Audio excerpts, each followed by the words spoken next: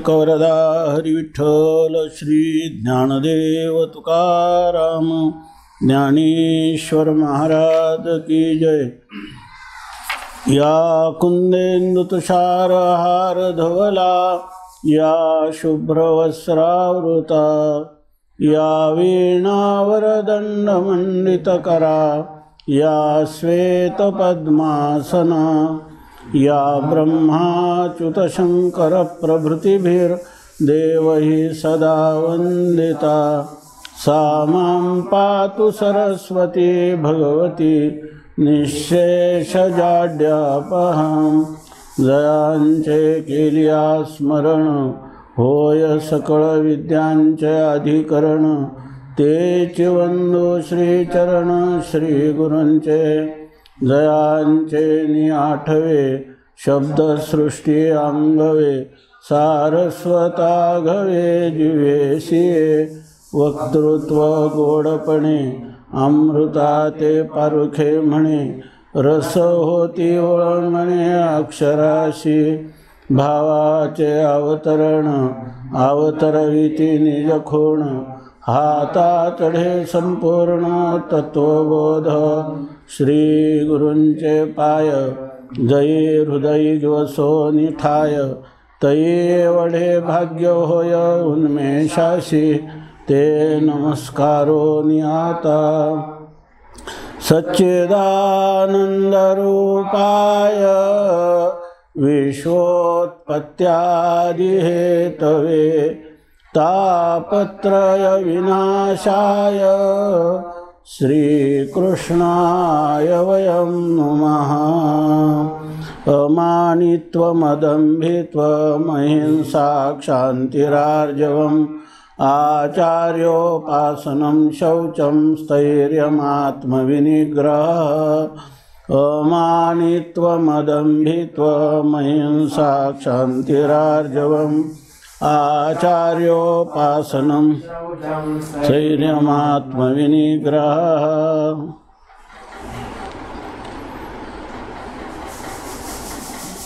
माऊली संत सम्राट भगवान ज्ञानोबरायांच्या असीम अहेतुकी अशा कृपेमुळं आपण या चातुर्मास्याच्या पावन पर्वामध्ये क्षेत्रज्ञ विभाग योग नावाचा जो 13वा अध्याय आहे, त्या अध्यायाचं चिंतन करण्याला प्रवृत्त झालो। हे आपल्या जीवनातील भाग्याचे क्षण आहेत। अंतर्मुख वृत्तीने सत्य काय आणि मिथ्या काय, आत्मा काय आणि अनात्मा काय, ग्रहण कशाचं करायचं, त्याग कशाचा करायचा, याविषयी आपल्याला जे काही वेद प्रणीत अशा प्रकारचं जे तत्त्वज्ञान आहे, ते तत्त्वज्ञान माऊलींनी जे मराठी मायबोलीमध्ये आपल्यासाठी एक ग्रंथरचनेच्या रूपाने आपल्याला प्रदान केलेलं आहे, तर त्या ग्रंथरत्नाचं यथाशक्ती यथामती आपण अवलोकन करत आहोत। प्रस्तुत अध्यायामधील जो 6वा श्लोक अमानित्व मदंभित्व याचं चिंतन चालू आहे। त्यापैकी आता याच्यामध्ये 9 गोष्टी सांगितलेल्या आहेत। तर त्यापैकी आपण आता गुरुसेवा किंवा आचार्योपास्ती याच्या उपसंहारामध्ये आहोत।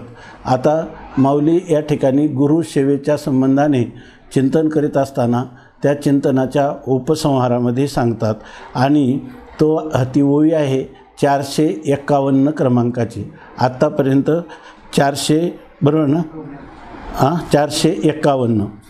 कैवल्य सुखासाठी परमाणु घे किरीटी, उधळती पायापाठी चालता जे। श्रीगुरूंच्या घराच्या दिशेने येणारा वारा किंवा त्यांचा पाठवलेला एखादा दूत हे पाहून त्याचा अंतःकरण किती आनंदाने ओसंडून जातं।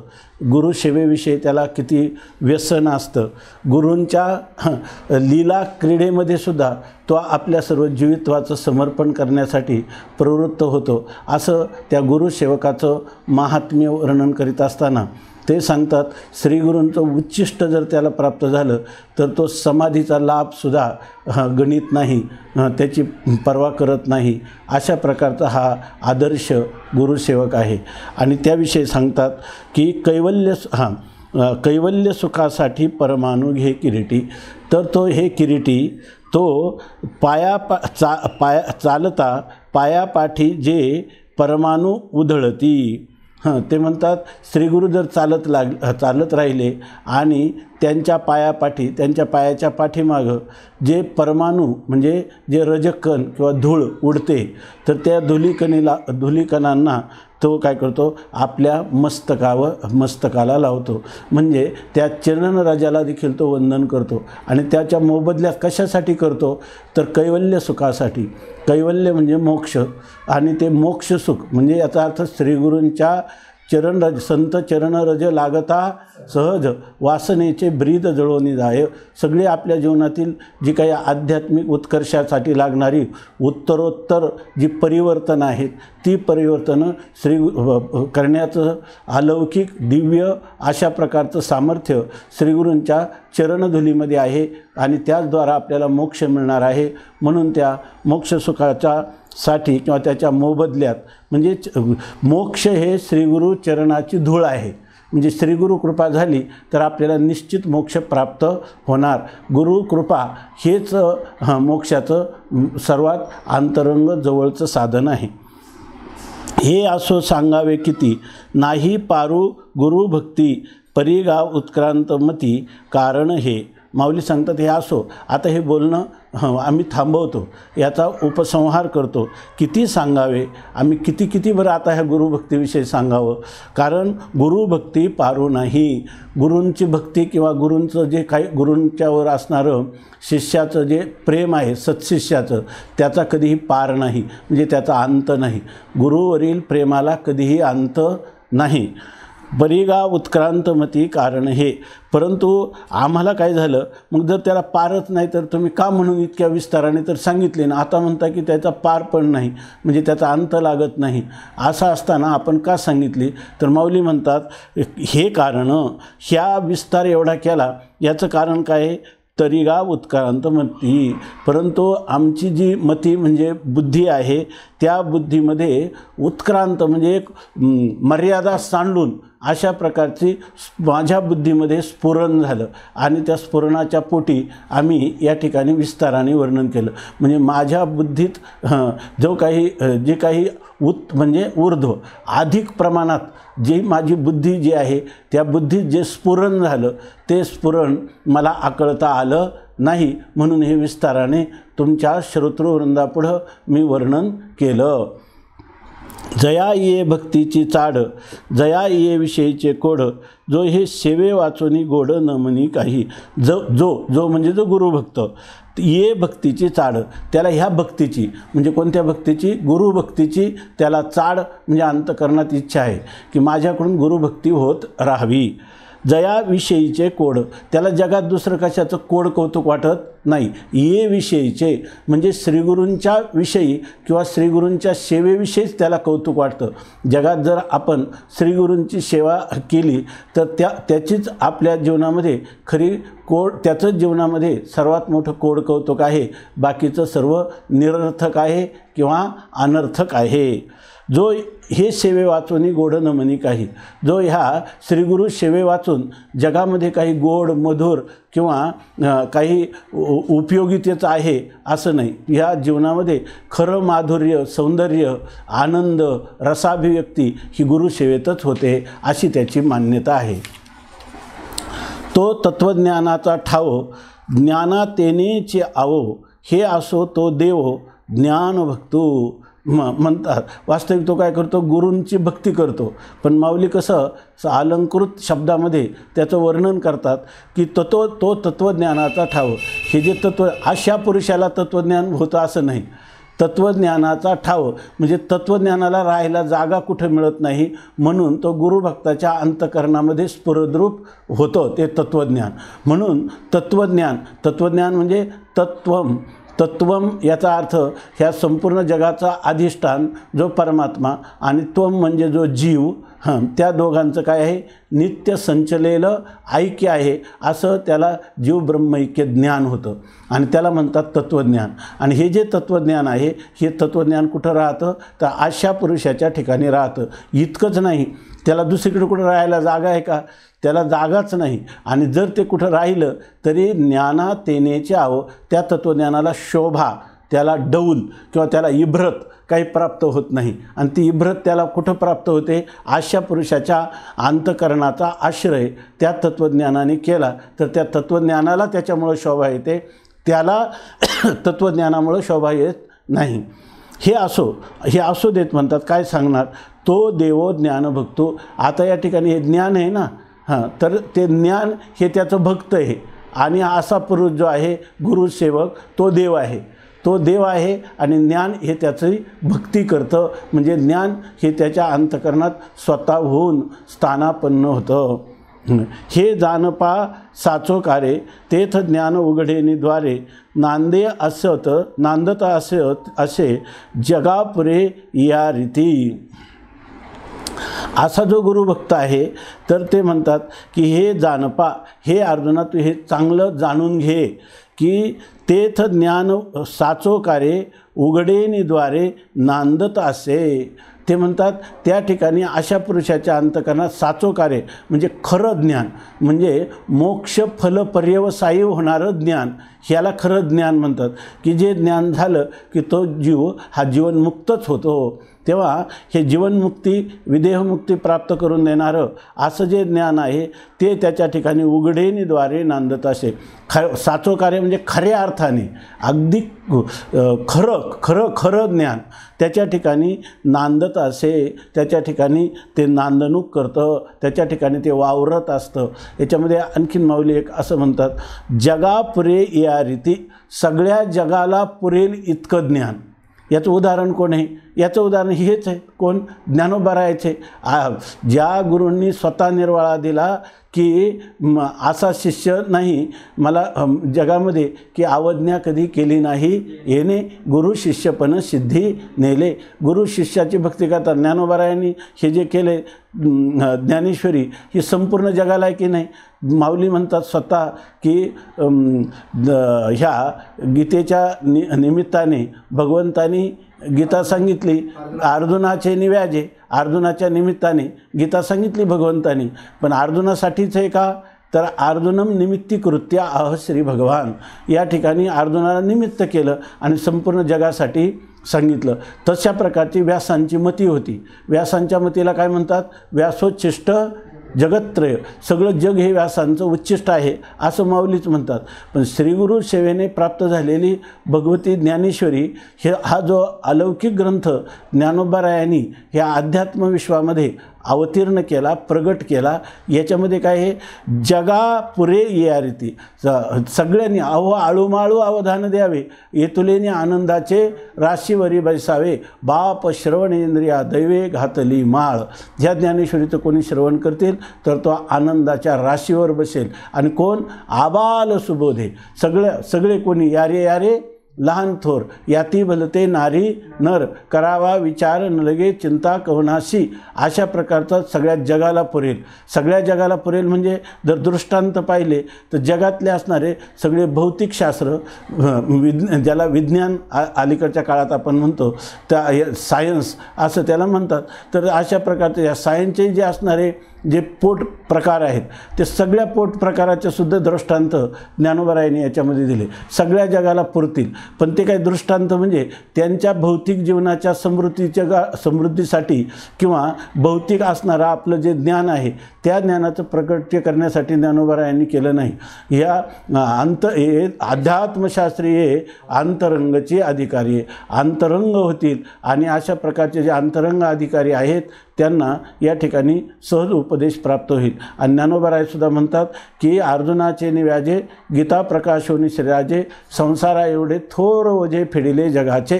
सगळ्या जगाचा जन्ममरण परंपरेचं ओझं काढण्यासाठी ज्ञानोबारायांच्याजवळ इतकं ज्ञान आहे का जगा पुरे या रीती, संपूर्ण विश्वाला पुरेल इतकं पुरून उरेल एवढं ज्ञान त्याला प्राप्त होतं. त्याचं उदाहरण कोण आहे? साक्षात संत सम्राट माऊलीच आहेत. हे नाथ महाराज आहेत, जगद्गुरू तुकोबाराय आहेत. हे जानपा साचो कार्य तेथ ज्ञान उघडिनी दारे नांदत असे जगापुरे या रीती जे गुरु सेवेविखी माझा जीव अभिलाखी मनवनी सोय चुकी बोली केली. माऊली म्हणतात जे गुरु सेवेविखी माझा ह्या गुरुसेवेच्या विषयी माझा जीव अभिलाखी, माझा जीव म्हणजे माझं अंतकरण हे फार अभिलाष करतं, सारखं वाटतं की गुरुसेवा ही फार श्रेष्ठ आहे आणि ती घडावी असं मला वाटतं. आणि त्यामुळं मनवनी सोय चुकी बोली केली.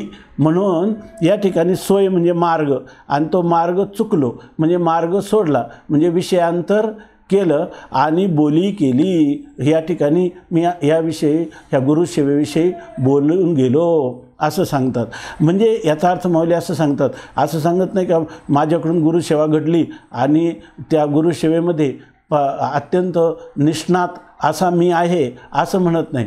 मला अभिलाष आहे, गुरुसेवा घडली नाही पण गुरुसेवा घडावी असा माझ्या अंतकरणात फार अभिलाष आहे.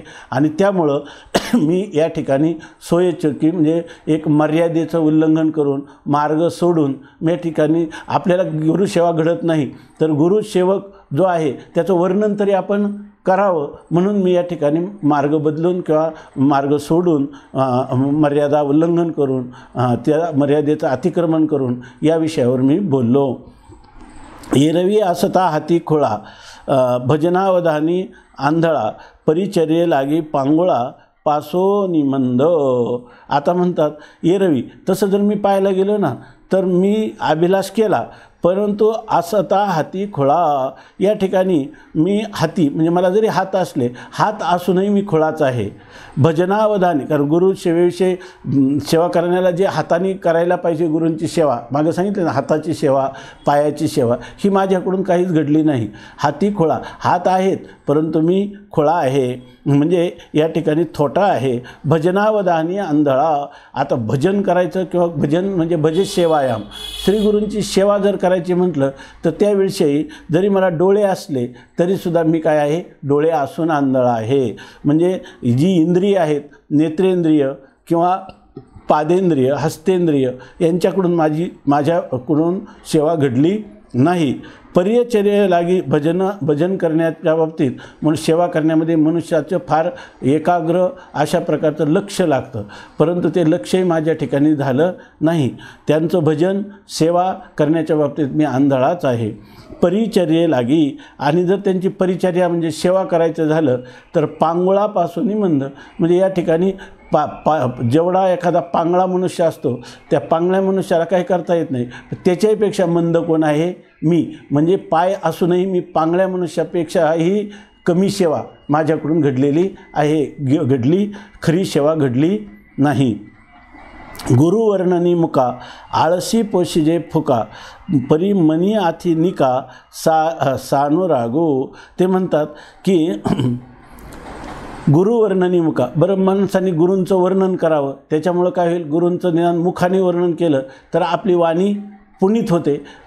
परंतु गुरुवर्णनी मुका, मला वाणी आहे पण गुरूंचं वर्णन केलं नाही, त्यामुळं गुरूंचं वर्णन करण्याच्या बाबतीत मी जणू काही मुकाच आहे. आळसी पोशिजे फुका, एखादा मनुष्य जो आहे आळसी मनुष्य तो फुका पोशिजे, तर उगीच फुकटच त्याच्या शरीराचं पोषण केलं जातं. म्हणजे त्याप्रमाणे माझं शरीराचं पोषण झालं पण कसं, आळस, म्हणजे माझ्याकडून तत्परतेनं श्रीगुरूंची सेवा घडली नाही. दुसरा एक अर्थ केला आहे काही चिंतकांनी महापुरुषांनी की आळसी फौजीची जे फुका, म्हणजे मी फुकटच ह्या शरीराचं काय केलं, आळसी असून ह्या शरीराचं रक्षण केलं. वास्तविक आळसी मनुष्य जगामध्ये आलस्य हा एक सर्वात मोठं दूषण आहे आणि आळसी मनुष्य हा काही जीवनामध्ये व्यावहारिक किंवा पारमार्थिक कोणतंही भाग्य त्याला प्राप्त होत नाही, अभागी आहे. म्हणून आळसी मनुष्य त्याचं जीवन कसं आहे, व्यर्थ आहे, निरर्थक त्याचं जीवन आहे. परंतु तरी आळसी असूनही पोशिजे फुका, मी फुकटच ह्या शरीराचं पोषण केलं असं पण अर्थ करतात. का केलं माऊली, जर तुम्ही आळशी आहात जर हे शरीराचं पोषण केलं कशासाठी, मनी आथी निकास अनुरागो, माझ्या मनामध्ये निकास अनुराग, सानुराग म्हणजे अनुरागासह, म्हणजे हे जे शरीर आहे अनुरागासह असल्यामुळं त्या म्हणजे काय आहे, अनुराग किंवा प्रेम कुठं राहतं, प्रेम म्हणजे मनाचा धर्म आहे, ते मन कुठं राहतं, ह्या स्थूल शरीरामध्ये राहतं, आणि स्थूल शरीरामध्ये राहतं म्हणूनच मनाला काय होतं, व्यक्त रीतीनं श्रीगुरूंच्या विषयी प्रेम तरी व्यक्त करता येतं. म्हणून ह्या शरीरामध्ये बाकीची सेवा जरी माझ्याकडून घडली नाही तर माझं श्रीगुरूंच्यावर असणारं जे उत्कट प्रेम आहे त्या प्रेमाचं पोषण, ते प्रेम पुष्ट करण्यासाठी, ते प्रेम राहण्याचं स्थान हे देह असल्यामुळं मी आळशी असूनही या देहाचं पोषण केलं असं सांगतात. का केलं तर मनी आथी निकास अनुराग. माऊली सांगतात की त्याच्या माझ्या मनामध्ये त्या ठिकाणी निका म्हणजे अगदी खरोखर गुरूंची सेवा घडत नाही, पण गुरूंविषयी अतीव प्रेम त्या अंतःकरणामध्ये नांदत आहे. म्हणून मनी आथी निकास अनुरागो तेनेची पै कारण, म्हणूनच म्हणतात तेनेची पै कारणे हे स्थूळ पोसणे पडले मज म्हणे ज्ञानदेव. तेनेची पै कारणे, काही नसलं तर ह्या शरीरात गुरुवरचं प्रेम आहे ना, तर त्या माणसाने जगण्याला हरकत नाही. म्हणून माऊली म्हणतात त्या कारणाने हे स्थूळ पोसणे, हे स्थूल शरीर जे आहे ना त्याला मी पोसलं आहे, सांभाळलं आहे, जतन केलं आहे. म्हणजे गुरु भक्ती, गुरु सेवा घडली नाही, पण गुरु प्रीती खऱ्या अर्थाने जर खरा साचा निका अनुराग जर गुरूंच्या विषयी असेल तर त्या माणसाला किमान जगण्याचा अधिकार आहे. हे स्थूळ पोसणे पडले, हे स्थूळ शरीर मला पोसणं भाग पडलं असं ज्ञानदेव म्हणे, असं ज्ञानोबाराय म्हणतात. परितो बोलू उपसावा ओळगे अवसरू द्यावा आता म्हणेन जी बरवा ग्रंथार्थूची. आता माऊली म्हणतात हे खूप मी बोललो, परंतु हे जरी मी आता एवढं बोललं असलं ना तर ह्याच्या बोलण्यामध्ये कोणाला प्रौढीची भाषा आहे असं वाटेल. वास्तविक ही माऊलींची कोणती भाषा आहे, अतीव नम्रतेची भाषा आहे. माऊलींनं आता सांगितलं की ज्यांचा गुरु हे सांगतात की असा शिष्य कुठं मिळणार नाही आणि आयुष्यात एकदाही अवज्ञा केली नाही, असे माऊली खरे गुरुभक्त होते. पण नम्रतेने ते आळशी पोलिसीचे फुका असं म्हणतात. आणि याच्या पुढं जाऊन म्हणतात की बरं काही जरी झालं मी असं असूनही तुमच्यासमोर व्याख्यान करत आहे तर हा बोलू उपसावा. हे मी जे गुरूंचं वर्णन केलं ते तुम्ही उपसावे म्हणजे ते सहन करावं. आणि काय करावं आता म्हणे ओळगे अवसरू द्यावा. मी असं म्हणतो की मला आता ओळगे म्हणजे सेवा करण्यासाठी काहीतरी अवसर द्या. प्रेम आहे पण सेवा घडली नाही, तेव्हा आता माझी जेणेकरून सेवा घडावी असा मला अवसर किंवा अशी संधी मला तुम्ही उपलब्ध करून द्या. आता तुम्ही काय करणार यापुढे, आता बरवा ग्रंथार्थूची सांगेन. आता यानंतर मी उत्तम अशा प्रकारचा ह्या ग्रंथाचा अर्थ जो आहे तोच सांगेन, म्हणजे आता विषयांतर करणार नाही. दुसरा एक याच्यामधून एक व्यंजना किंवा त्याला ध्वनी अर्थ म्हणा तर त्याच्यातून असं माऊलींचं सांगणं आहे की आता यापुढं मी तुम्हाला सेवा करायची. काय सेवा करायची, सेवा माऊलींचं म्हणणं आहे की मी आता हा ग्रंथाचा जो अर्थ आहे तो बरवा सांगेन, चांगल्या प्रकाराने यथार्थ रीतीनं तुम्हाला मी सांगणार आहे. याचा अर्थ ही सेवा, खरी सेवा कोणती, अंतरंग आहे. खरी सेवा अंतरंग आहे की ही सेवा आहे या ग्रंथाचा अर्थ सांगणं. कारण काय आहे, परमात्मा प्राप्तीचं सर्वात अंतरंग साधनच कोण आहे, श्रवण आहे. आणि ते श्रवण मी तुम्हाला केली म्हणजे हीच गुरुसेवा होते. माऊलींची एक ओवी आहे, आता आठवत नाही की नाही, गुरूंची सेवा ही मोक्षाला सर्वात जवळचं साधन आहे. आणि त्याच्यामध्ये ज्याला आपण म्हणतो श्रवण हे अंतरंग साधन आहे. आणि ते जर अंतरंग साधन करण्याची जर मला संधी मिळाली तर याचा अर्थ काय आहे, हीच सेवा आहे. ह्याची परमसेवा. भगवान म्हणतात की श्रीगुरूंचा किंवा आपल्या इष्टदेवतेचा नाही, स्वामीची आ मनोभावा न चुके ह्याची परमसेवा येरते पांडवा वाणिज्य करणे. स्वामीचा मनोभाव, श्रीगुरूंचा काय मनातला अभिप्राय आहे त्याला चुकायचं नाही. असं जर केलं तर हीच काय आहे, परमसेवा. ही सर्वात श्रेष्ठ सेवा आहे. आता स्वामींचा, निवृत्तीनाथ महाराजांचा मनोभाव काय आहे की तू गीतार्थ सांग. आहे की नाही, हे त्यांचं खरं म्हणणं आहे. आणि गीतेचा अर्थ म्हणजे गीतेचा विषय काय आहे, जीव ब्रह्मैक्य ज्ञानाद्वारा मोक्षप्राप्ती करून देणं. आणि तेच तुमच्यासमोर त्या ग्रंथाचा अर्थ मी सांगणार आहे. याचा अर्थ जर मी ग्रंथाचा अर्थ चांगल्या रीतीनं सांगू शकलो तर तुम्हाला काय ही श्रीगुरूंची सेवा होईल. आणि हीच सर्वात काय श्रेष्ठ असणारी सेवा आहे. तेव्हा त्या स्त्रीला त्या सेवेला अवसरू द्यावा. तुम्ही मला ती सेवा करण्याला संधी द्यावी. म्हणून मी आता यापुढं जो काही ग्रंथाचा अर्थ आहे, विषय आहे, तो ग्रंथाचा अर्थनाम विषय मी आता तुम्हाला सांगेन. परिसा परिसा श्रीकृष्ण तो भूतभार सहिष्णू तो बोलतसे विष्णू पार्थो ऐके. माऊली दोनदा सांगतात. या ठिकाणी द्विरुक्ती नाही. ऐका याचा अर्थ एखादी महत्त्वाची गोष्ट असली तर त्या ठिकाणी त्याला पुनरावृत्ती म्हणत नाही, त्याला साहित्यात आमरेडीत म्हणतात. म्हणजे ती गोष्ट महत्त्वाची आहे म्हणून पुन्हा पुन्हा सांगितली जाते. परिसा श्रीकृष्ण परमात्मा आहे, तो आता सांगत आहे. आणि त्याला विशेषण काय दिलं, भूतभार सहिष्णू.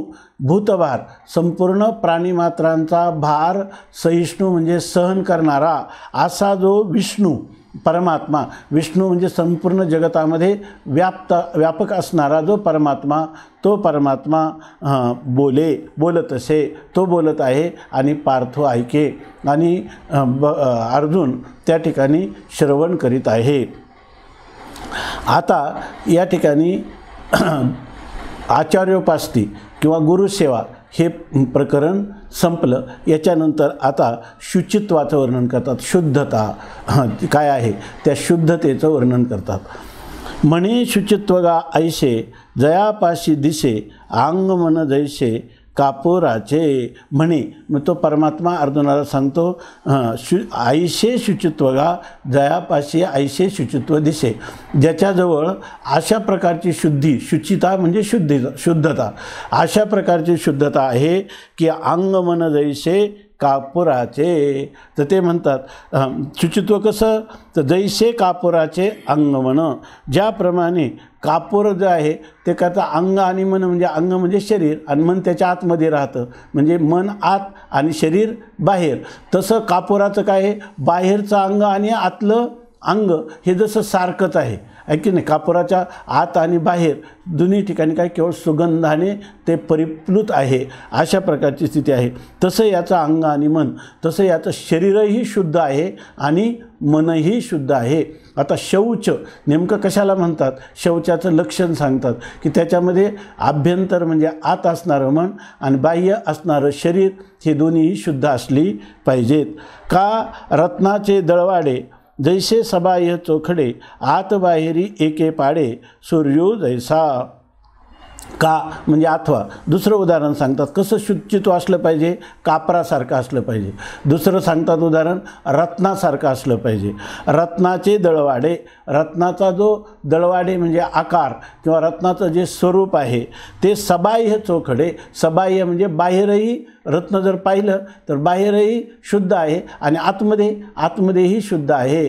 चोखडे आत बाहेरी एके पाडे सूर्यो जैसा. तिसरं उदाहरण देतात सूर्याचं.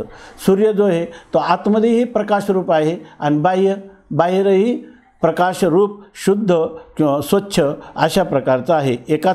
एके पाडे एकाच प्रकारचं आहे म्हणजे प्रकाशरूप आहे.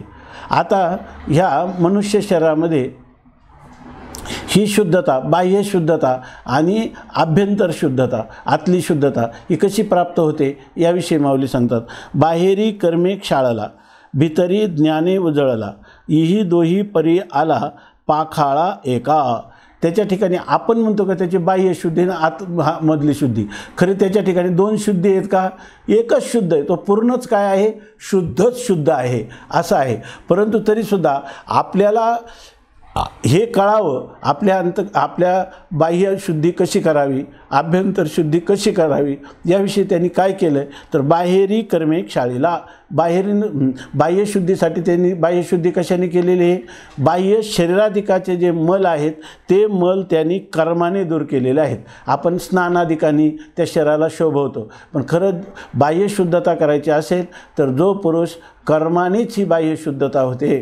ते कशी होते म्हणतात तर कर्मे शाळेला जे काही निष्काम कर्म आहे ते निष्काम कर्म किंवा वेदविहित कर्म, वेदाने जे कर्म सांगितलं ते कर्म केलं त्या शरीराने की ते काय आहे ते शरीरही शुद्ध आहे. आणि जर त्याने त्या विधीपूर्वक कर्म न करता निषिद्ध कर्म जीवनामध्ये केलं तर ते शरीरसुद्धा काय आहे विटाळलेलंच आहे. म्हणून बाह्यरी कर्मे शाळेला त्यांनी बाहेरची शुद्धी जी आहे तर तया सर्वात्मका ईश्वरा स्वकर्म कुसुमांची विरा पूजा केल्या होय अपारा तोषा लागी. त्याने ही आपण कर्म ही आपल्याला आपण करीत असणारी कर्मरूपी पुष्प ही ईश्वराला समर्पित करीत आहोत.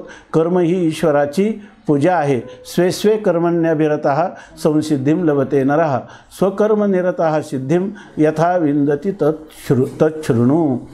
यत प्रवृत्तिर्भूतानां येन सर्वमिदं ततं स्वकर्मणा तमभ्यर्च सिद्धिं विन्दति मानवाः.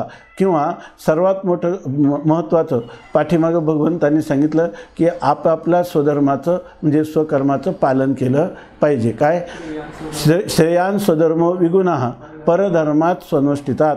किंवा आपल्या परकीय धर्माचं म्हणजे दुसऱ्याच्या वर्णाश्रम धर्माचं पालन करण्याऐवजी आपल्याला प्राप्त झालेलं जो वर्ण किंवा आश्रम आहे त्याला सांगितलेली जी वेदविहित कर्म आहेत त्या कर्मांचं अनुष्ठान केलं मग बाहेरून हा शुद्ध होतो. भीतरी ज्ञाने उजळला. त्या वास्तविक ही जी कर्म आहेत ना ह्या कर्माने अंतकरणाची पण शुद्धी होत असते, केवळ बाह्य शुद्धी होते असं नाही. तर ते सांगतात भीतरी ज्ञाने उजळला. परंतु खरं माणसाचा अंतकरण जे आहेत त्या अंतकरणाचं उजळणं म्हणजे शुद्धी जी आहे ती कशाने होते, ज्ञानानेच होते. जोपर्यंत मनुष्याला ज्ञान नाही तोपर्यंत खरी चित्तशुद्धी नाही. वेदविहित कर्माचं अनुष्ठान करून चित्तस्य शुद्धये कर्म न तू वस्तुपलब्धये. वस्तू प्राप्त कर्माने कधीच होत नाही, ती कशाने प्राप्त होते, ज्ञानानेच. नहि ज्ञानेन सदृशम पवित्रमेह विद्यते. या ठिकाणी ज्ञानाशिवाय दुसरं इतकं पवित्र काही नाही. म्हणून ही आभ्यंतरशुद्धी खरी आभ्यंतरशुद्धी ही ज्ञानानेच होत असते आणि बाह्यशुद्धी ही कर्माचरणाने होत असते. म्हणून म्हणतात बाहेरी कर्मे शाळेला भितरी ज्ञाने उजळला. ही दोही परी आला पाखाळा एका. ह्या दोन्ही प्रकाराने तो एका पाखाळा आला म्हणजे एकाच शुद्धतेला प्राप्त झाला. म्हणजे त्याच्या ठिकाणी फक्त शुद्धताच आहे, बाह्य ना आभ्यंतर नाहीच आहे. केवळ विशुद्ध स्वरूपात तो प्राप्त झालेला आहे. मृत्तिका आणि जळे बाह्य येणे मेळे निर्मळू होय बोले वेदाचे नी. आणि आता तो काय करतो, बाह्यशुद्धी जी आहे तर कधीकधी शरीरशुद्धीसाठी तुम्ही मृत्तिका आणि पाणी यांचा लेप चिखल अंगाला लावला म्हणजे तुम्ही शुद्ध होता, शरीर शुद्ध होतं. मृत्तिका आणि जळे बाह्य येणे मिळे म्हणजे यांच्या समुदायाने तो काय होतो, शुद्ध होतो. पण कोणती शुद्धी होते, ही बाह्यशुद्धी त्याची होत असते. आणि निर्मळू होय बोले वेदाचेनी. आता तुम्ही म्हणणार चिखल आणि माती लावली कसं काय शरीर शुद्ध झालं, याला प्रमाण तुमच्या ज्या गोष्टी इंद्रियाला अगोचर आहेत, अगम्य आहेत, त्याला प्रमाण कोण आहे, अज्ञात ज्ञापकम शास्त्रस्य शास्त्रत्वम. या ठिकाणी ज्या गोष्टी मानवी बुद्धीच्या कक्षेत नाही, जी शरीरशुद्धी ती शरीरशुद्धी सांगणारं कोण आहे, अपौरुषेय वेद आहे. आणि त्या वेदाने सांगितलं नाही तर तुम्ही म्हणाल चिखल आणि माती आणि पाणी यांच्यातून निर्माण झालेल्या चिखलाने या ठिकाणी शुद्धी कशी झाली, तर निर्मळू होय बोले वेदाचे. वेदाने सांगितलेलं आहे ना की चिखल माती म्हणजे तुम्ही माती आणि पाण्याने तुम्ही शुद्ध होता. तर हे बोलणं कोणाचं आहे, वेदाचं बोलणं आहे आणि त्याने तो निर्मळ होतो. ती ही शुद्धी कशी होते याविषयी आपल्याला आपली स्वतंत्र काही तर्कबुद्धी किंवा प्रत्यक्षादी प्रमाणाचा उपयोग नाही. त्या ठिकाणी शास्त्र प्रमाण आहे, शब्द प्रमाण आहे आणि त्या शब्द प्रमाणाने जसं सांगितलं वेदांनी त्याप्रमाणे तो ही बाह्यशुद्धी करतो. भल तेथ बुद्धी बळी रज आरिसा उजळी सौंदनी फेडी थिगळी वस्त्रांची आता सांगतात भल तेथ बुद्धी बळी, ज्या त्या ठिकाणी बुद्धी बलवान असते. म्हणजे जर मनुष्य चतुर्बुद्धीचा मनुष्य असेल तर तो काय करतो, रज आरिसा उजळी, समजा आरसा आहे आणि त्या आरशाला जर मालिन्य आलं तर तो काय करतो, मालिन्य आलं म्हणजे धूळच बसली का नाही, परंतु तो ती धूळ कशाने काढतो, तो दुसरा विटकर वगैरे मातीच लावतो आणि त्याला शुद्ध करतो. तसं तुम्ही म्हणाल अनंत जन्माच्या कर्माच्या संस्काराने तर चित्त मलिन झालेलं आहे की नाही, आणि हे अशुद्ध झालेलं आहे आणि पुन्हा कर्माने त्या चित्ताची शुद्धी कशी काय होईल. अरे जर खरा बुद्धिमान मनुष्य असला, कशाने आरसा जरी मलिन झाला असला पण आरशाचं धूळ काढण्याचं कार्य कोण करतं, धुळीनंच ती धूळ झाडली जाते. किंवा सौंदनी फेडी थिगळी वस्त्रांची, सौंदन म्हणजे एक मोठं दगडाचं किंवा धातूचं असणारं परिटाच्या कपडे धुण्यासाठी जे भांडे आहे त्याला सौंदनी असं म्हणतात. आणि ती सौंदनी काय करते, वस्त्राची थिगळी फेडी, वस्त्रावर जर डाग झाले तर आपण काय म्हणतो, परिटाकडे धुवायला द्या, आणि तो परिट काय करतो, सगळ्या गावचे कपडे त्या सौंदनीमध्ये घालतो, पण कपडे स्वच्छ होतात की नाही. तसं या ठिकाणी आपल्याला वरवर आपातकताची शंका येईल, शास्त्राने सांगितलेल्या कर्माने काय होईल, आपण कर्म केले का करू ते कर्म भोगायन कर्म कर्तुंच भुंजते, असं शास्त्राने सांगितल्याप्रमाणे केलं तरी कर्माने पुन्हा कर्माचा जो लेप आहे तो म्हणजे कर्माचा जो डाग आहे तो कर्मानेच कसा काय जाईल. मुळात कर्म हाच काय आहे, एक डाग आहे. तर त्या कर्माचे संस्कार, त्याच्या पाठीमागे असणारी अविद्या, नंतर अंतःकरणात असणाऱ्या वासना आणि कर्म करून कसे काय जातील, तर शास्त्राने सांगितलेले. तर म्हणून तस्मात कर्मेची कर्मबद्धता मुमुक्षु सोडविले पंडुसुता. कर्मानेच जर कर्मानेच कर्माची बद्धता दूर होत असते. स्वामी महाराज सांगायचे लोखंड कापायचे, लोखंड कशाने कापायचं, लोखंडी करवतीनंच लोखंड कापतो ना. त्याप्रमाणे ह्या कर्मानेच कर्मबद्धता किंवा कर्माचा असणारा लेप, किंवा कर्मामुळं झालेली अशुद्धी ही कर्मामुळंच, म्हणजे निषिद्ध कर्मामुळं झालेले अंतःकरणाचे संस्कार, हे विहित कर्म जे आहे ते विहित कर्म केलं की निषिद्ध कर्माचे संस्काराची निवृत्ती होते. किंबहुना या परी बाह्य चोखा अवधारी आणि ज्ञानदीप अंतरी म्हणून शुद्ध.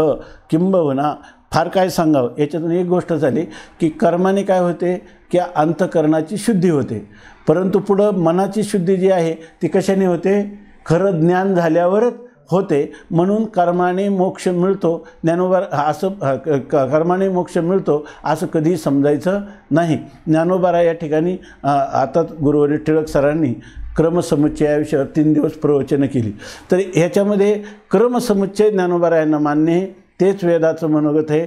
कर्म फक्त चित्तस्य शुद्धये कर्म, चित्ताच्या शुद्धीसाठी फक्त अंतःकरणाच्या कर्माचा उपयोग आहे. न तू वस्तू उपलब्ध आहे, त्याला तुम्हाला जे आत्मवस्तू आहे ते प्राप्त करण्यासाठी ज्ञानच करून घ्यावं लागेल. ज्ञानाची अंतरंग साधनं श्रवण मनन निधिध्यासन हीच करावी लागते, तेव्हाच आत्मदर्शन आणि त्यानेच तुम्हाला मोक्ष होईल.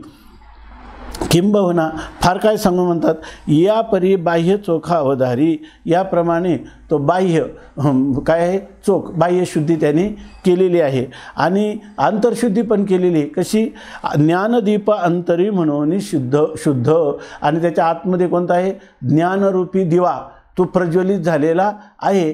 त्यामुळं त्याचा अज्ञान अंधकार दूर होऊन त्याची आभ्यंतर शुद्धीही झालेली आहे. त्याचं मनही शुद्ध आहे आणि शरीरही शुद्ध आहे.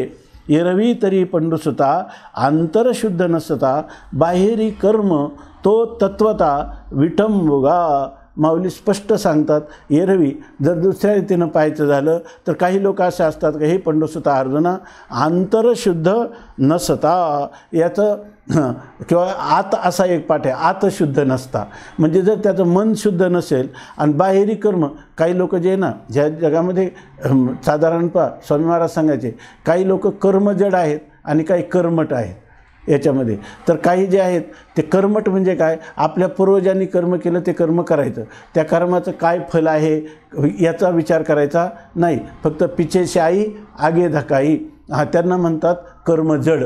फक्त ते कर्म करायचं, त्यांनी मोक्ष मिळतो का, अंतकरण शुद्धी होतं का, काही नाही, माझ्या पूर्वजांनी केली ती मी करायची. अशा प्रकाराने जो अंतकरण शुद्ध झालं नाही आणि बाहेरचं म्हणजे अंतकरणात अनेक प्रकारचे काम, क्रोध, लोभादी, ईर्ष्या, मत्सरादी सगळ्या प्रकारचे दोष विराजमान आहेत. बाहेरून मात्र अत्यंत कर्मठ अशा प्रकारचे ती कर्म तो करताना दिसतो, त्याला कर्मजड म्हणतात. आणि काही लोक जे ना कर्माने मोक्ष मिळतो मानतात, त्याला कर्मठ असं म्हणतात. माणसाने कर्मजड नसावं, केवळ परंपरेनं कर्म करतात म्हणून असंही नसावं, आणि कर्माने मोक्ष मानतो असा जो श्रुतीचा अभिप्राय नाही, तो सिद्धांत त्याच्या जीवनात त्यांनी मानू नये. बाहेरून तो कितीही कर्म करत असला तर तो विटंबुगा, ती एक प्रकारची विटंबना आहे. काही लोक बाहेर खूप चांगलं हे करतात, कर्म, हे जे लोक असतात ना बाहेर कर्म करणारे, विडंबना ज्याला म्हणायचे. म्हणजे उदाहरणार्थ एखाद्या प्रकारचं, याच्या स्वामी महाराज भरपूर उदाहरणं सांगायचे, आपल्याला वेळ नाही. तर एखादा मनुष्य बाहेरून, समजा एखाद्या मनुष्याचा स्पर्श झाला आणि तो स्पर्श त्याला व्हायला नको होता, शास्त्रांनी पण सांगितलेलं आहे, पण त्याच्यावर एकदम धावून जातो, क्रोध करतो, मारायला धावतो, तर ती एक प्रकारची काय, ती कर्मापासून झालेली विडंबनाच आहे. बाहेरचं जे कर्म करतो ती विडंबनाच आहे. मृत जैसा शृंगारीला, गाढव तीर्थी नानीला, कडू दुधिया माखीला गुळे जैसा. या ठिकाणी हा माऊली दृष्टांत देतात. सगळे दृष्टांत पहा, नंतर त्याच्यासाठी दाष्टांतिकात नंतर सांगतील. जैसा मृत शृंगारीला, एखादा मृत म्हणजे प्रेत आहे आणि त्याला वरून आपण साज केला किंवा शृंगार केला. गाढव तीर्थी नानीला, आणि गाढव आहे त्याला तीर्थामध्ये स्नान घातलं. कडू दुधिया माखीला गुळे जैसा, आणि कडू दुधी भोपळा आहे आणि त्याला वरून गुळाचा लेप लावला. आहे की नाही, त्याचा काय उपयोग आहे का, आतलं कडू पण जाणार आहे का, त्याचं जाणार नाही. गाढव तीर्थी नानला म्हणजे तो त्याला काय पवित्र झाला का, त्याच्या जीवनचर्येत काही बदल होणार आहे का. ओस गृही तोरण बांधिले, का उपवासी अन्य लिंपिले, कुंकुम शेंदूर केले कांतहीनेने.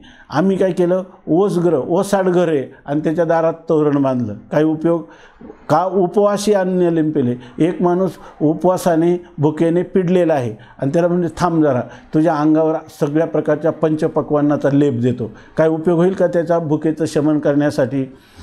कुंकुम शेंदूर केले कांतहीनेने.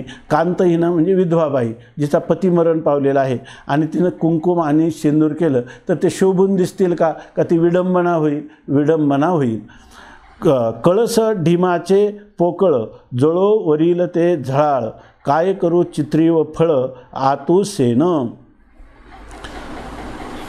ढिमाचे पोकळ म्हणजे ज्याला मुलामा दिलं, आपल्या मंदिरांवर मोठमोठे कळस असतात, ते झळकतात, परंतु त्याच्यावर काय दिलेला असतो, फक्त वर दिलेला मुलामा असतो, आणि आतमध्ये पाहिले तर पोकळ आहेत का, ते सगळं सोनं आहे, नाही, त्याला फक्त सुवर्ण सदृश मुलामा दिलेला असतो. जरो वरील ते झळाळ, आणि ते जरी किती चकाकत असलं तरी त्याला जळो, त्याला आग लागो म्हणतात, म्हणजे ते काही खरं नाही. काय करू चित्री व फळं आतुशेन, आणि एखादं चित्राचं फळ निर्माण केलं, केवढा सफरचंद वगैरे, तरी पण आतमध्ये काय भरलेलं आहे, शेण भरलेलं आहे. तर ते एवढे दृष्टांत माऊली कशासाठी सांगतात. तैसे कर्मवरीचिले कडा, न सरे थोर मुले कुडा, नव्हे मदिरेचा घडा पवित्र गंगे. तैसे कर्मवरीचिले कडा, कर्म हे काय आहे, वरचिले कडा कर्म म्हणजे वरवर केलेलं जे कर्म आहे. न सरे थोर मोले, त्याला काही फार मोठी किंमत नाही, किंवा का तर कुडा थोर मोले न सरे. एखादा कुडा म्हणजे वाईट पदार्थ आहे आणि त्याचं जर तुम्ही सांगितलं की याची खूप मोठी किंमत आहे आणि हे खूप श्रेष्ठ आहे, हे सांगितल्याने जे काही परीक्षक आहेत ते कधी त्या वाईट वस्तूला विकत घेतील काय, त्याचा अंगीकार करतील का? नाही. तसं वरवर असणारं जे कर्म हे तिथं सरतं होत नाही. बाहेरून जरी वेदाने सांगितल्याप्रमाणे आम्ही असं करतो असं तुम्ही म्हणत असले आणि त्याचं अंतरंग किंवा त्याचं मूळ असणारा अभिप्राय तात्पर्य हे लक्षात न घेता आपल्या बुद्धिदोषाने युक्त होऊन आपण ते कर्म करत असाल तर ते म्हणतात नव्हे मदिरेचा घडा पवित्र गंगे. जर तुमचं या ठिकाणी मदिरा म्हणजे मद्य दारू आणि त्या दारूचा जो घट दारूचं जे भांडं आहे ते पवित्र गंगे पवित्र असणाऱ्या गंगेमध्ये जरी तुम्ही बुचकळलं म्हणून ते पात्र काय शुद्ध होतं का? तसं यांनी बाह्य जरी कर्म करत असाल आणि आतमध्ये त्याला जर आभ्यंतर ज्ञान नसेल किंवा ते कर्म करण्याच्या पाठीमागा असणारं तात्पर्य लक्षात न घेता असा जर तो स्वतंत्र बुद्धीने ते कर्म दंभाने म्हणा लौकिकासाठी म्हणा करत असेल तर त्या कर्माने तो पवित्र होत नाही. म्हणून आंतरी ज्ञान व्हावे मग बाह्य लाभेल स्वभावे वरी ज्ञान कर्मे संभवे ऐसे के जोडे. हे असं जसं महाभारत लिहिताना आता एवढे 1.25 लाख श्लोक लिहायचे. कोणी लिहायचे तर व्यासाचार्यांचे श्लोक लिहिण्यासाठी, कारण ते सारखे श्लोक बोलायचे. तर त्या ठिकाणी गणेशांनी ते अंगीकार केलं कार्य. परंतु त्यांनी सांगितलं एक आहे की श्लोक बोलत असताना जर तुम्ही थांबले तर मी लिहिणार नाही. मग त्यांनी सांगितलं काय हरकत नाही, पण माझी एक अट आहे की जेव्हा तुला हे कळेल काय मी सांगितलेल्या श्लोकाचा अर्थ तुला बुद्धीमध्ये चांगला परस्फुरित होईल तेव्हाच पुढं जायचं. मग त्या असं सांगतात की महाभारतामध्ये गीतेमध्ये साधारणतः 10 श्लोकाच्या नंतर किंवा एक तरी कूट श्लोक आलेला असतो की ज्याच्यामध्ये आपल्याला डोकं खाजवावं लागतं, लवकर लक्षात येत नाही. तसं हे ज्ञानेश्वरीमध्येही काही कूटवळे आहेत त्याचा आपल्या सामान्य बुद्धीला लवकर आकलन पण होऊ शकत नाही. महापुरुषांच्या सहवासात जर काही त्याचं समजावून घेतलं तर त्याचा थोडासा विचार होतो.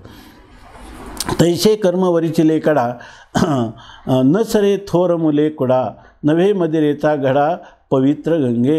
हे वरवर केलेलं कर्म आहे आणि ते कर्म तुम्ही जर म्हणत असाल की ते कर्म आम्हाला मोक्ष देतं, कर्म हे स्वतंत्र मोक्षाचं साधन आहे असं तुम्ही कितीही म्हणून जरी प्रयत्न केला तरीसुद्धा वाईट वस्तू जशी तुम्ही किती चांगली सांगितली तरी ती चांगली होत नाही किंवा खरे जे परीक्षक आहे तिचा अंगीकार करीत नाही. त्याप्रमाणे वरवर केलेलं कर्म हे तुम्ही त्याचं कितीही मोल सांगितलं तरी ते काही जे जिज्ञासू आहेत खरे किंवा जे ज्ञाते आहेत तर तत्त्वज्ञ पुरुष आहेत त्यांच्या ठिकाणी हे सरत होत नाही. जसा मदिरेचा घडा हा गंगेमध्ये बुडवला तरी पवित्र होत नाही तसं तुम्ही जर या ठिकाणी अनाचारी अभाविक असे असून वरवर कर्म करत असाल तर त्यांनी तुमच्या अंतकरणाची सुद्धा शुद्धी होणार नाही. मनोनी आंतरी ज्ञान व्हावे मग बाह्य लाभेल स्वभावे बरी ज्ञानकर्म संभवे ज्ञानकर्मे संभवे ऐसे के जोडे. आता असं सांगतात बघा ही ओवी आंतरी ज्ञान व्हावे म्हणून खरं अगोदर काय झालं पाहिजे ज्ञान झालं पाहिजे मग बाह्य लाभेल स्वभावे. मग तुम्हाला हे बाह्य जे कर्माचं फल आहे अंतकरण शुद्धी हे सुद्धा तुम्हाला स्वाभाविक होईल. आता चांगलं बघा याचा अर्थ असा एक अर्थ होईल की आंतरी ज्ञान व्हावे. तुम्हाला जर अंतकरणात ज्ञान झालं पाठीमागं सांगितलं की जर त्या स्फटिकाचे काचेच्या आत जर दिवा असेल तर त्या दिव्याचा प्रकाश बाहेर फाकतो की नाही. तसं जर तुमच्या अंतकरणात ज्ञान झालं तर तुमची बाह्य शुद्धीसुद्धा होईल. बाह्य अशुद्धीरूपी अंधकारसुद्धा तिथं राहणार नाही. ज्ञानवान पुरुष जो आहे त्याच्या ठिकाणी आपोआपच ज्ञानवान पुरुषाच्या ठिकाणी यद्यदाचरती श्रेष्ठ तत्तदेवे तरोजनः सयत प्रमाणम कृते लोकस्तदनुवर्तते. त्याच्या ठिकाणी त्या लोकसंग्रहासाठी किंवा त्याच्या मूळच्या अनंत जन्माचे असणारे हे ज्ञानाचे संस्कार ते संस्कारामुळं त्याची क्रियासुद्धा काय होईल शुद्ध होईल असं एक भाग आहे. मग बाह्य लाभेल स्वभाविक ते स्वाभाविकपणे आपोआप त्याच्या ठिकाणी ज्ञान असलं की होईल. आणि वरी ज्ञानकर्मे संभवे ऐसे कै जोडे. पण जर तुम्ही कोणी म्हणत असाल की ज्ञानकर्मे संभवे हे ज्ञानसुद्धा कर्मानेच होईल म्हणजे ज्ञानसुद्धा कर्मच देईल असं जर कोणी म्हणत असेल ऐसे के जोडे असं कुठं होईल असं कोणी प्राप्त आहे का असं कोणाला झालं आहे का? नाही. चित्तस्य शुद्ध हे कर्म, त्या कर्माचं फल अंतःकरण शुद्धी आहे. ते सुद्धा योग्य रीतीनं केलं तर, ज्ञानप्राप्तीसाठी केलं तर, निष्काम केलं तर, ईश्वरार्पण केलं तर, मोक्षासाठी केलं तर त्या ठिकाणी. नाही तर ज्ञान कर्मे जोडे के संभवे, ज्ञान कर्माने होईल असं कुठे म्हणता येईल का? मग काय आहे? म्हणजेच याचा अर्थ, किंवा काही लोक म्हणतात ज्ञान कर्मे जोडे, ते शुद्धी तो ज्ञान आणि कर्माने जोडतं असं म्हण. शुद्धी तर ज्ञानाचं काय आहे? एक बहिरंग साधन आहे अंतःकरणाची शुद्धी. त्या मानाने मोक्षाचं काय आहे? बहिरंग साधन आहे. तर ते जोडे असं म्हणण्यात काय तात्पर्य नाही. म्हणून या ठिकाणी आंतरी ज्ञान व्हावे. पण ज्ञान झालेला पुरुष आहे ना, त्याची प्रत्येक जी क्रिया असते ती आत्मसन्मुख असल्यामुळं त्याची क्रिया कोणतीही चांगलीच होते. त्याची जी क्रिया आहे सत्कर्म, जे सत्कर्माने युक्त अशाच प्रकारची त्याची क्रिया घडते. म्हणून याच्यामध्ये एक असं सांगितलेले दुसरं एक, जे आंतरी ज्ञान व्हावे मग बाह्य लाभेल स्वभाव.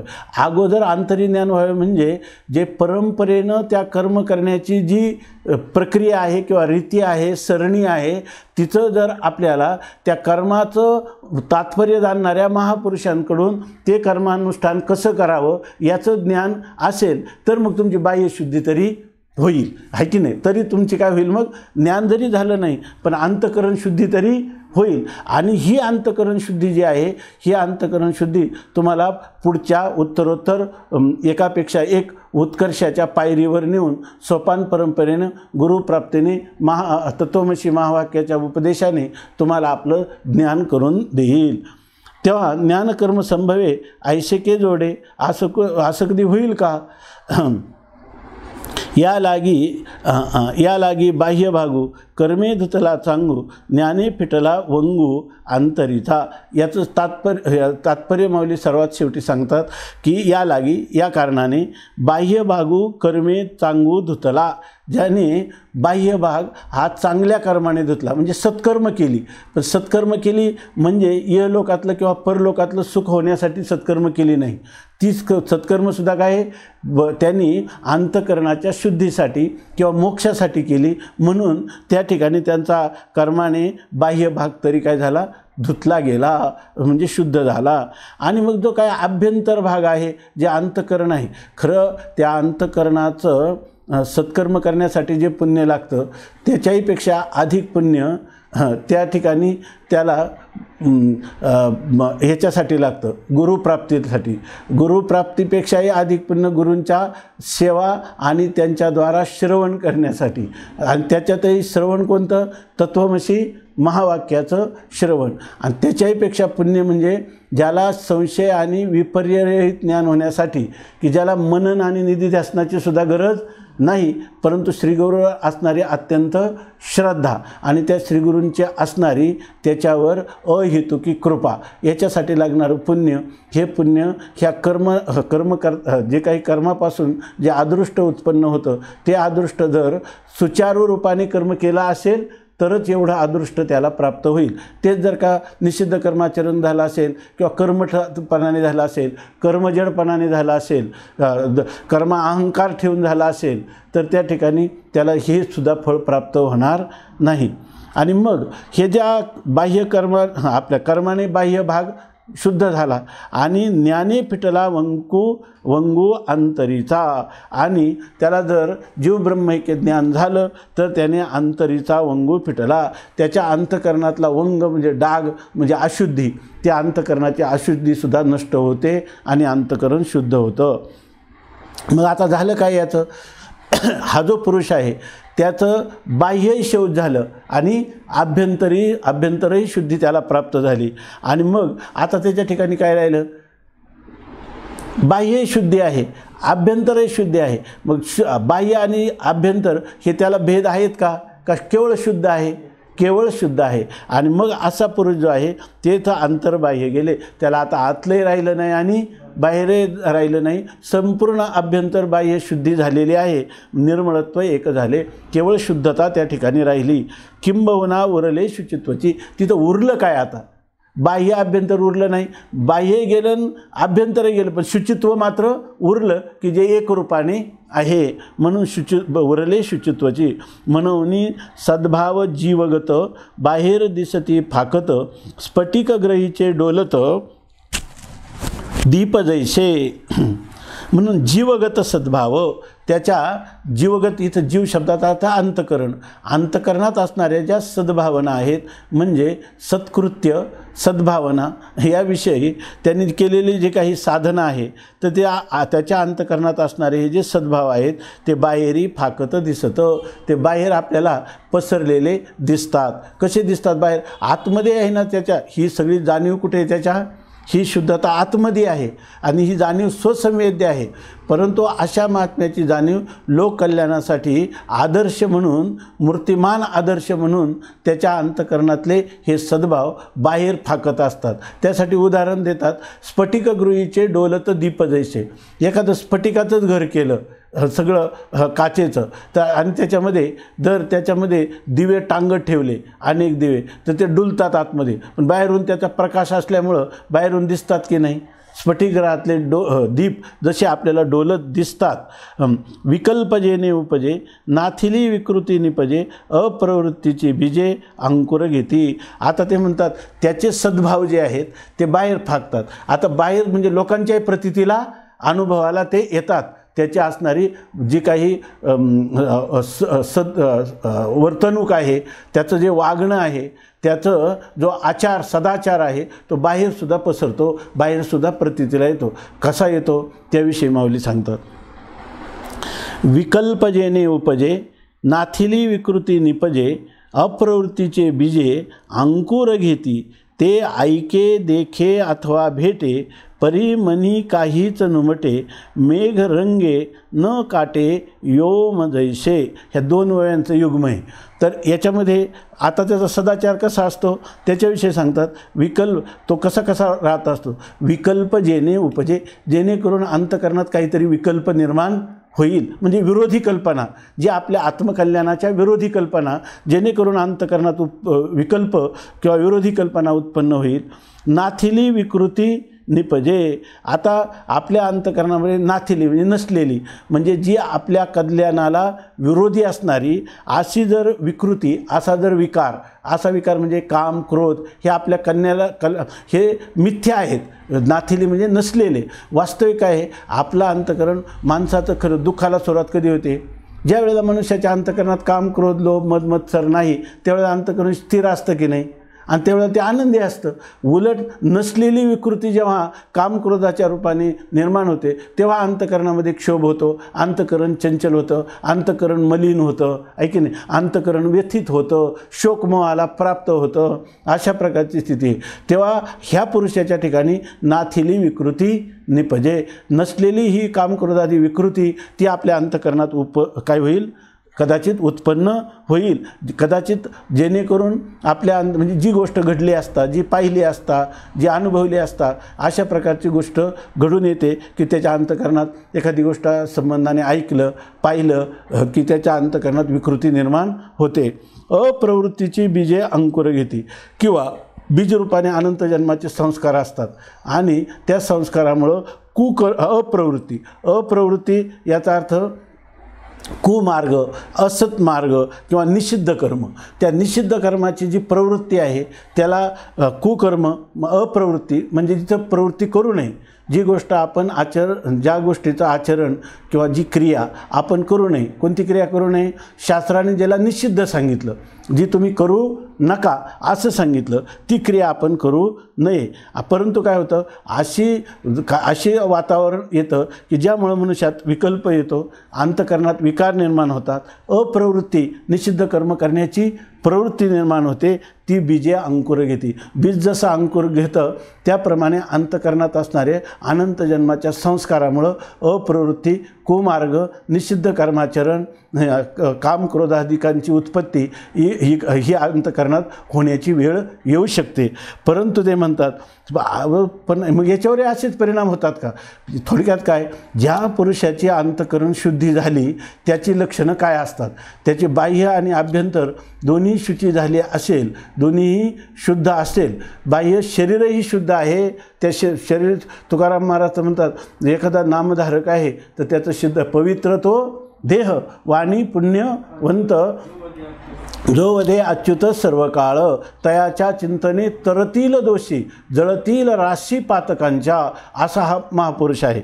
तर तो काय करतो की काही हे असं प्रकारचा प्रसंग आला तरी ते ऐके देखे अथवा भेटे, परी मनी काहीच नुमटे, मेघ रंगे न काटे व्योम जैसे. माऊलींनी खूप गोड उदाहरण दिलं की ते ऐके, अशा प्रकारच्या गोष्टी आहे का ते ऐकल्या की माणसाच्या मनात विकल्प निर्माण होणार, त्याच्याविषयी ती गोष्ट आपण करावी अशी अप्रवृत्ती त्याच्या ठिकाणी अशी प्रवृत्ती त्याच्या ठिकाणी निर्माण होणार.